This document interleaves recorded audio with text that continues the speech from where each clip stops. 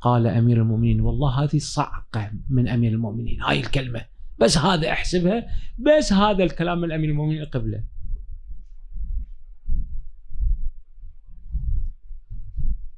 من أصبح على الدنيا حزينا أصبح على الله ساخطا.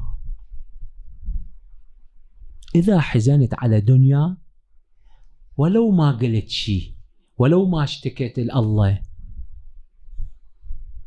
هو هذا حزنك يفسر أنك غاضب على الله. هذا كلام والله نص كلام أمير المؤمنين. من أصبح على الدنيا حزينا، لا تحزن على الدنيا، لعن على الدنيا، أصبح على الله ساخطا. هذا حزنك الله يفسره الشكل، أنت مو راضي على الله. كلها بيد الله، والأخيرا لازم الحياة تنتهي.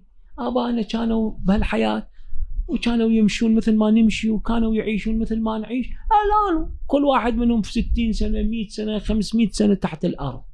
فد يوم يجي إحنا 500 سنة تحت الأرض، خليها برقبة الله، أي شيء الله سا. ومن يتوكل على الله فهو حسبه. الله يدبر أموره. إذا هم فد مكان فد شيء ما دبرت لأي سبب من هسه، إما بتقصيري أو الله ما راد، الله ما راد. وإذا الله ما يريد أنا شنو أريد أسوي؟ فالإنسان حقيقة أهم شيء في الحياة يحققه شغلة واحدة، يحوم حول كلمة واحدة، وهو الله تبارك وتعالى.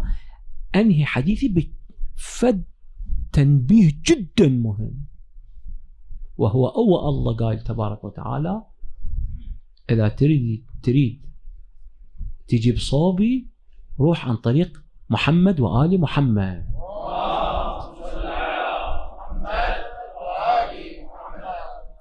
فكل ما قلنا الله يعني شنو؟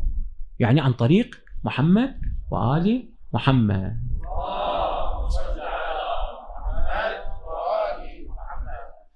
وآخر دعوانا أن الحمد لله رب العالمين، وصلى الله على محمد وآله الطاهرين.